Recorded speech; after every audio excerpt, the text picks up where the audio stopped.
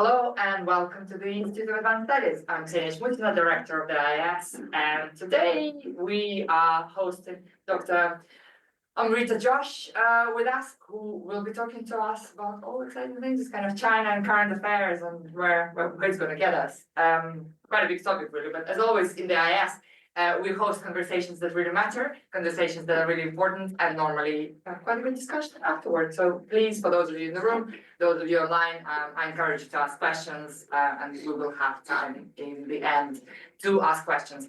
A couple of housekeeping rules. So questions is one. The second one, we are recording the presentation. It's a hybrid seminar, but the Q&A will not be recorded. And the presentation will be published on our YouTube channel and a podcast shortly after, because Kieran just does his magic and it appears there somehow. You will also all get the link.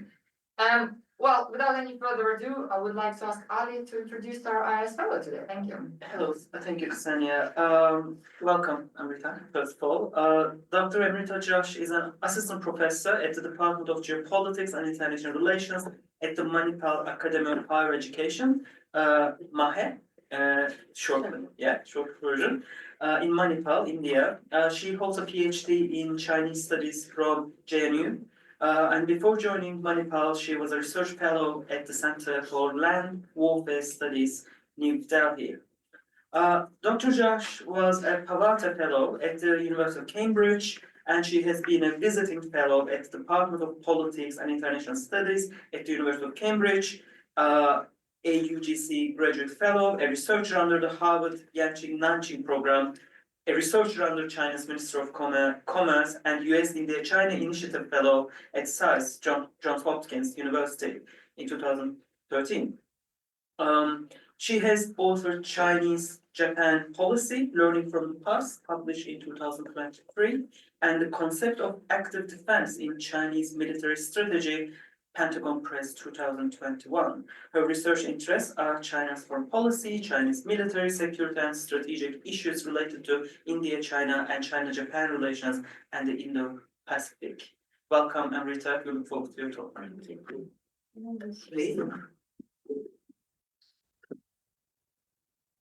Thank you very much. A very good afternoon to each one of you.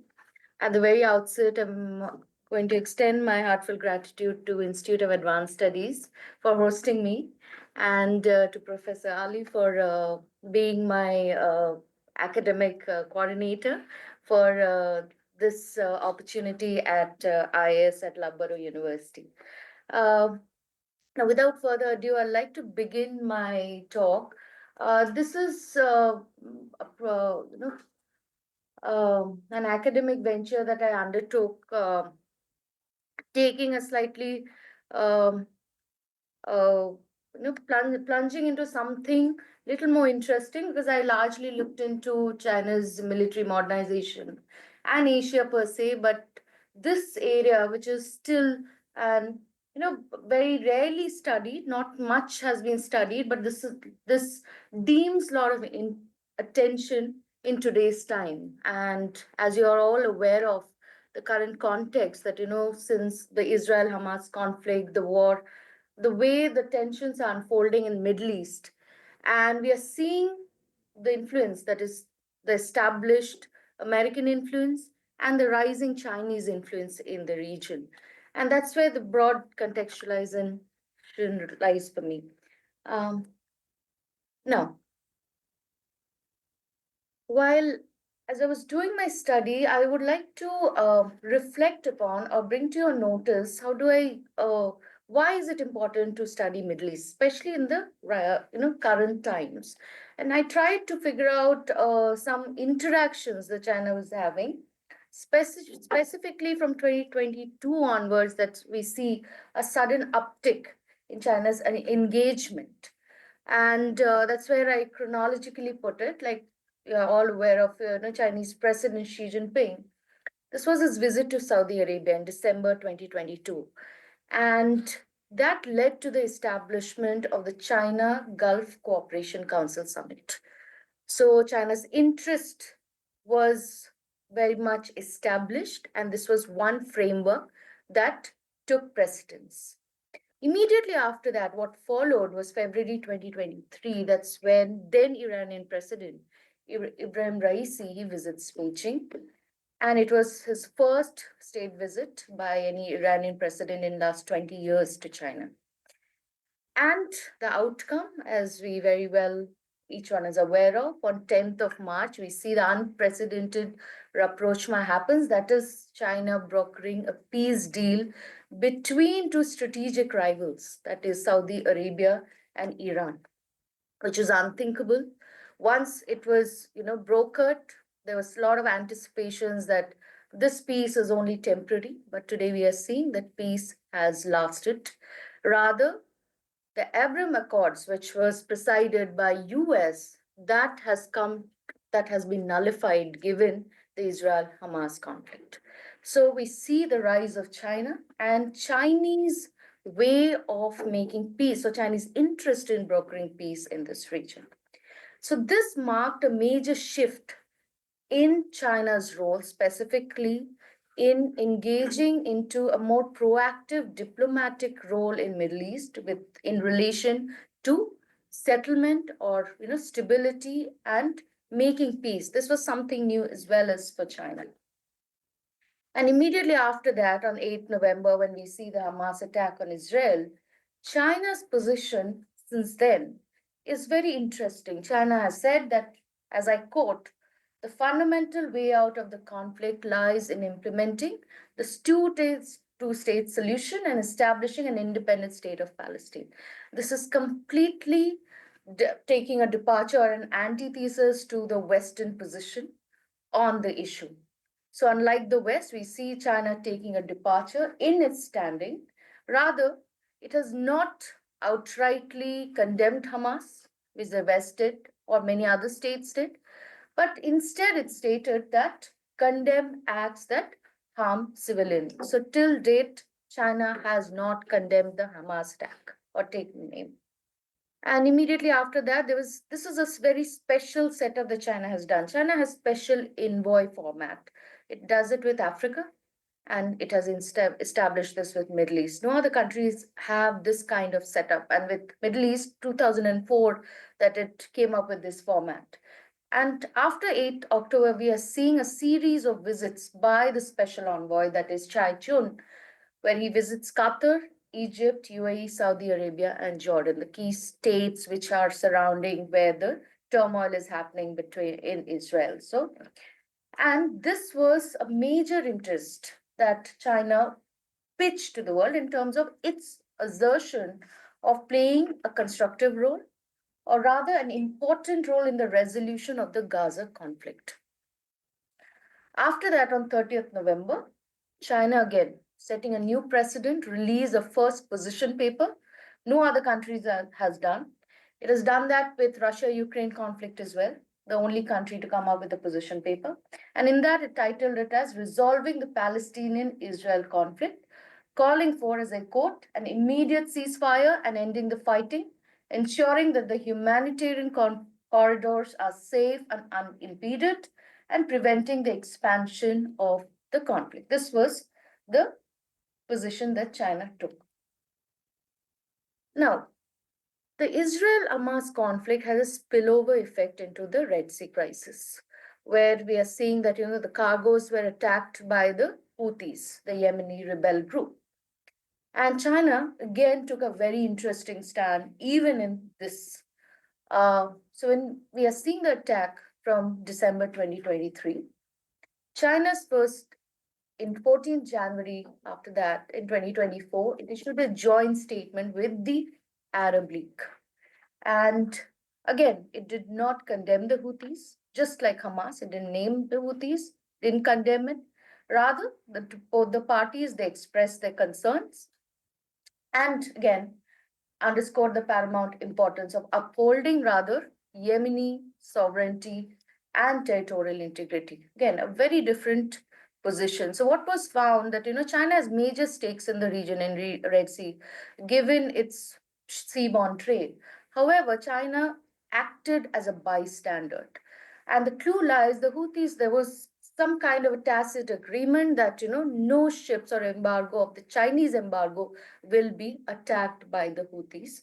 So there was a clear understanding. Otherwise, we have seen that, how the US, the EU, UK, everyone got involved in countering the Red Sea crisis against the Houthis. After that, on 24th Jan 2024, the Chinese ministry issued a statement where it stated that we are deeply concerned, a very normal position, a very obvious position. But it stated that we call for an end to the disturbance to civilian ships and urge relevant parties to avoid fueling the tensions in the Red Sea. Here, there was a direct hint to the West, rather, because US, UK, and EU launched attacks, counterattacks against the Houthis. And specifically, in one of the press conference, the Chinese Foreign Ministry, in addressing a concern of a journalist, Reuters journalist, China stated, China is a sincere friend of the countries of the Middle East and is committed to promoting regional security and stability and seeking common development and prosperity. We firmly support Middle Eastern countries in strengthening their strategic independence and uniting and collaborating to resolve regional security issues. So nothing could have been more clearer than that what position China took. It clearly stated we are friends of the Middle Eastern countries and they have the right to settle their disputes without any external involvement.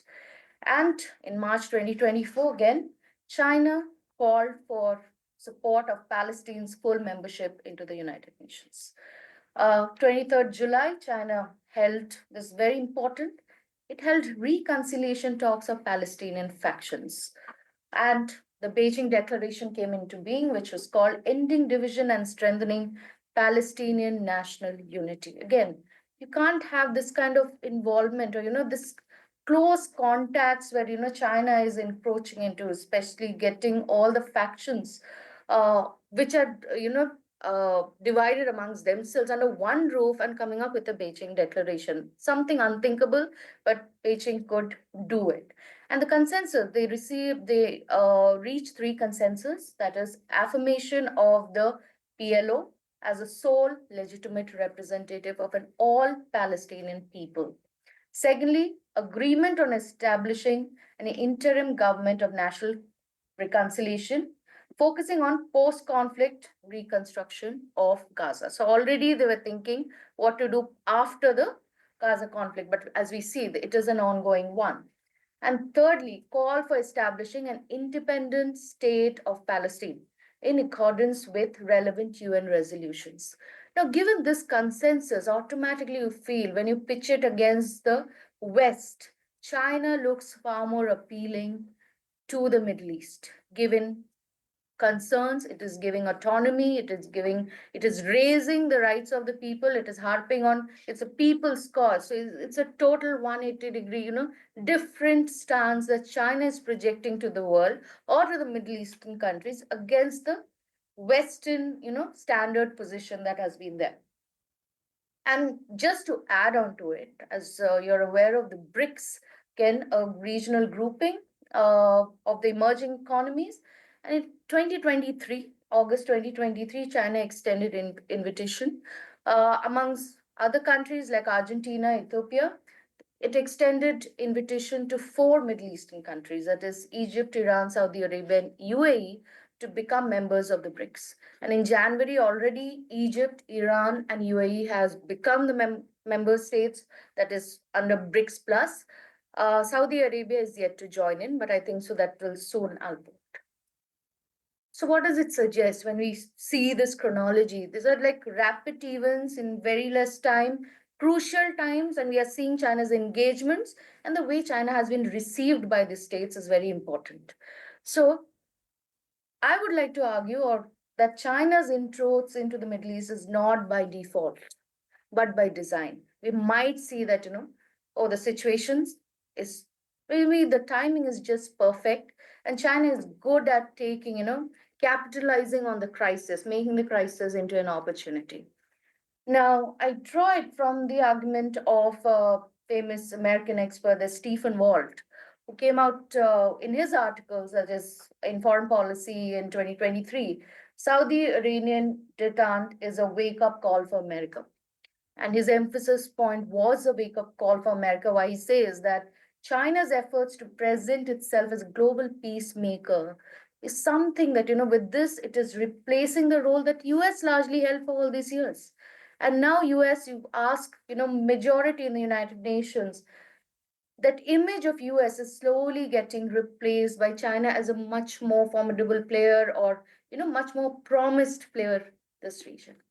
And very interestingly, I also draw from India's External Affairs Minister, S. Jaishankar, where he stated in one of his observations, is quite,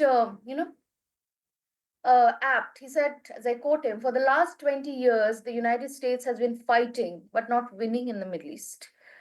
And China has been winning but not fighting in the Middle East. China, anyway, believes that, you fight, you win without fighting. Apply all those psychological tactics. It has a famous three warfare strategy where you tap into the psyche. You have, legal warfare, every other thing that comes into play, other than, just using hard power. You have other ways of building your clout, and China has been able to excel in this art of war, where it is winning but not fighting in real terms. But for US, just the opposite. So I say that in vouching for its role, now in every statement by China, you'll say China says China wants to play a constructive role, be it in Russia-Ukraine war, any crisis. This constructive role is the moot point that China endorses for itself or sees itself. But why is it saying constructive role? That's what I would like to say, that China has been positioning itself as an alternative to the United States, because it's saying that how United States has not been able to play that constructive role in any of the conflict situation, though taking stakes as one of the responsible player. And I draw it from the, again, a position paper that China came out in 2023, first of its kind, where it says, which was titled US Hegemony and Its Perils. And outrightly, categorically, without mincing any words, it says US has acted more boldly to interfere in the internal affairs of other countries. So it outrightly declared that US is the culprit. That was the word well used. And this came in the context of the Russia-Ukraine warfare. It was just immediately after that. And just, unfolding after this, we are seeing the turmoil in Middle East. So how do we then contrast? While what Beijing is doing is also, kind of intervention, but it likes to call United Washington's mediation as interference, and like to defend itself as non-interference.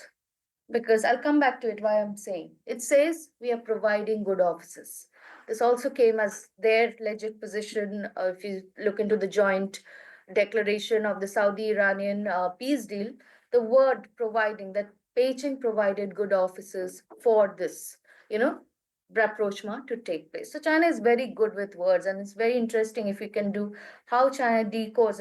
Words are very critical when you understand China's foreign policy or strategy, how it wants to project itself as something different from the West.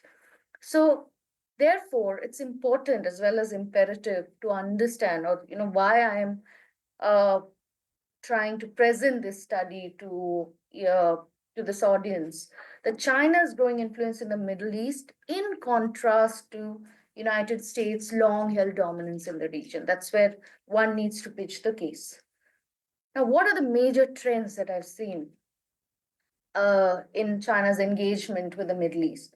Now, know that in Middle East, I'll start with the key partners in the region, that is Saudi Arabia, Iran, and UAE are the key partners for China in the region. Now, based on this, what are the key trends? The first trend that comes, that is obvious, is economic expansion, of course.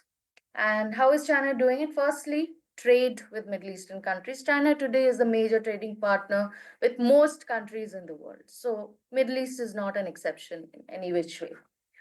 Trade, what follows trade is investments. So that comes hand in hand. And investments specifically in energy, infrastructure, technology. And you're all aware of Belt and Road Initiative under Xi Jinping, which has, given a further which acted as a catalyst in terms of China's investment projects abroad. Now, when I correlate it with Middle East, how do I see the trade? The trend. Trade between Middle East vis-a-vis US has been on a declining trend. So declining when I'm saying from US dollar 120 billion in 2019 to 82 billion. There's a sharp decline. On the similar front, when you see China, the trade has only upticked and from 180 billion to 259. Just see the folds in which it has grown. Short span, very big jump. So clearly, who has replaced US is, of course, an obvious winner is China. Second, the trade with Middle East, when we say as a share of total Chinese goods, is higher, almost 7.95% in 2022. So then again, an uptick in that. China's investments are mainly in terms of constructions, and I try to get the figures of each country where I see Saudi Arabia with 43 43 odd billion dollars, UAE with 36, Iraq with 30, Kuwait 11, Qatar with 7.8, Oman 6.6, and finally Bahrain with 1.42. Mostly the GCC countries are there. The FDI, the foreign direct investment stock, also has increased from 28.2 billion to that of 31.5 billion, so 12% increase. So overall, when you see the broad picture, China is actually has ticked all the markers of being in terms of trade and investment and replacing US in Middle East as a formidable partner in a very short time. Now, this is an investment graph. What, as I said, BRI has been a catalyst. It is Middle East is very critical to China's BRI, and the mega projects that China is leading in terms of BRI. Saudi Arabia, one of the major, Chinese involvement in Saudi Arabia in terms of infrastructure and development is coming from China. So building this, modern cities, or that's Neom City, Saudi Arabia's entire setup of King Abdulaziz International Airport, Dubai Al Maktoum Airport Phase 2, and Qatar Integrated Rail Project. These are some of the keys that I have taken. Apart from this, you have other major Chinese projects where port activities, be it Khalifa Port expansion, Oman China Industrial Park, Cairo Capital CBD project, Tehran Isfahan high-speed railways. Apart from this, China is a major investor in Oman's Dokam port, which is a very strategic, port, and there are direct interest, or where India's interests also lie, especially in Dokam. After coming from the trade, what the other thing that gets to the picture is the diplomatic activity. I started with that, and here I see it as an established trend. How do you see China in Middle East? Now, China has a non-interference policy. That's a standard in principle. China's foreign policy position is this, and where it will say, I don't interfere. What I do is I focus on your economic over military engagement. Just the opposite of United States. I don't put my head into your troubles, and it avoids any kind of entanglement in others' disputes. So it takes a very, safe position and remains neutral, and it has been in advantage for China. Therefore, it could partner with Iran and Saudi Arabia at the same time, and those two countries didn't look eye to eye. And then the same country could bring them together and strike a peace deal. In 2016, as China, again, it comes out with the first Arab policy paper, and where it clearly states, as I quote, guiding principle for developing China-Arab relations, offers the blueprint for China-Arab mutually beneficial cooperation, and reiterates the political will of commitment to peace and stability in the Middle East in order to promote China-Arab relations to a new and higher level. So with this, you can see that, there is a total, uh, the reiterance of respect, or I respect your territorial sovereignty, I don't interfere in your matters. It's quietly, it's well projected in China's, let's say, how it treats its parties, which is mainly on, it says win-win to be another keyword, or I treat you at equals with peace. So, we are not, it's not a zero sum game that is followed. The spillover effect of this has to be on the trends that China's engagement. Firstly, when you maintaining stability and avoiding involvement in internal affairs. When the Arab Spring happened, China didn't provide any overt support to either democratic movements or regime change. So again, it's a winning card for China, unlike when we contrast it with the West. Mediation efforts in regional conflicts, rather it says that, providing good officers and Saudi Iran rapprochement, the most unthinkable rapprochement has happened and is sustaining itself. And third is political ties with the GCC countries, which is Iran, Egypt. So China, when I started off, the Xi Jinping visit to Saudi Arabia led to the establishment of China GCC framework, and that's where the interest lies. China. The third trend is limited military involvement. I China does have, but in a very different capacity, which is non-combat roles, right? And how the way China is involved in firstly UN peacekeeping missions. So you have UNIFIL, which is in Lebanon, and if you see the role that Chinese forces are involved in, are very interesting. So it's again providing engineering or logistical support as observers. So be it in UNIFIL in Lebanon or UNTSO in Israel, Palestine, Lebanon, Syria, and then UNDOF in Syria-Israel border, that is again military observers, of which in UNIFIL is the most visible presence of Chinese peacekeeping force, and which is mainly in terms of logistics. And the other two is mainly, that is UNTSO and UNDOF are mainly involved in smaller contingents, mainly looking at ceasefires, providing that, observance in terms of ceasefire. Now, from peacekeeping, the other main goal is arms sales. Now, China's major arms sales goes to Pakistan, and but Middle East, there's a trend. What kind of arms?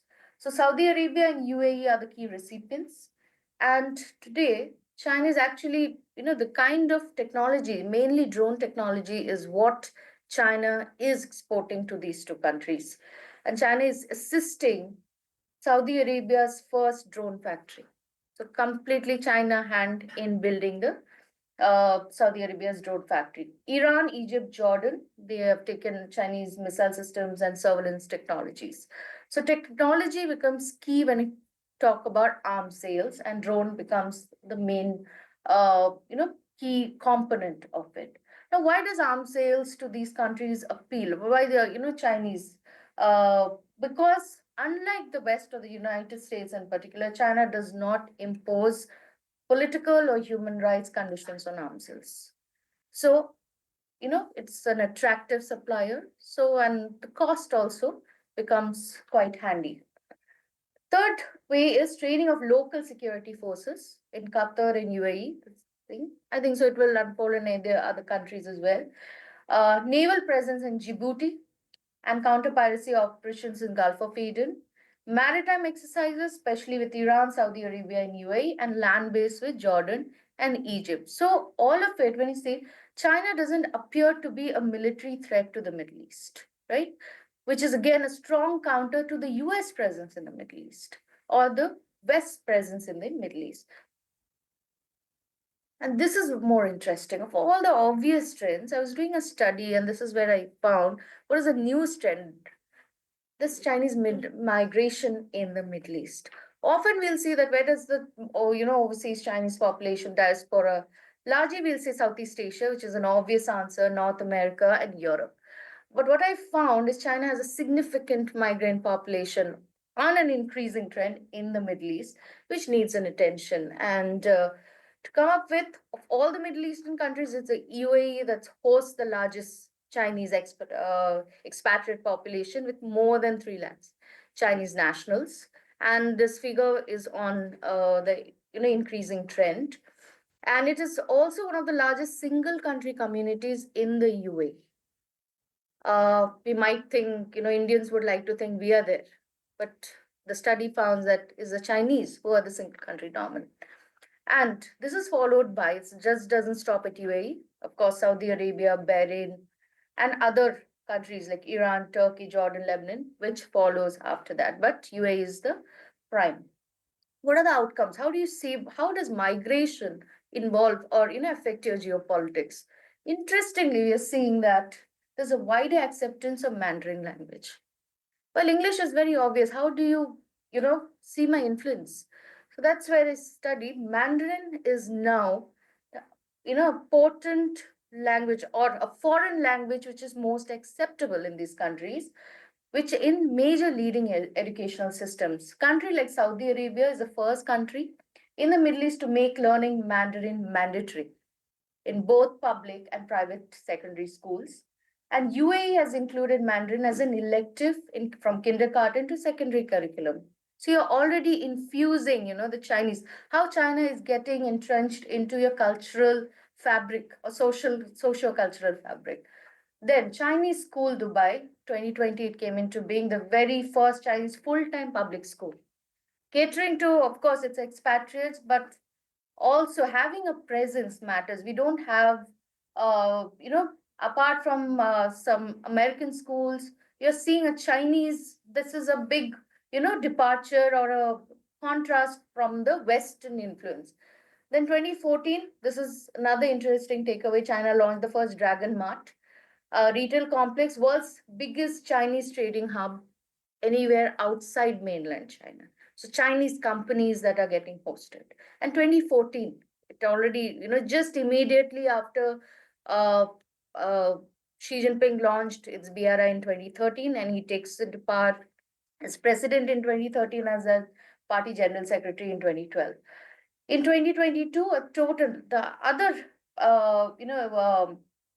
trend that I found was number of Chinese contract workers that has increased, and that is now estimated to be at 53,000 people, because the projects, the amount of investments and infrastructure projects, the skilled labor is coming from China.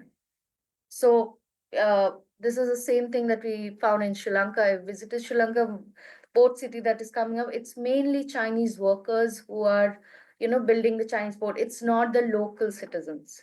So that's also a trend of how you're getting your own people or the Chinese citizens for your own projects.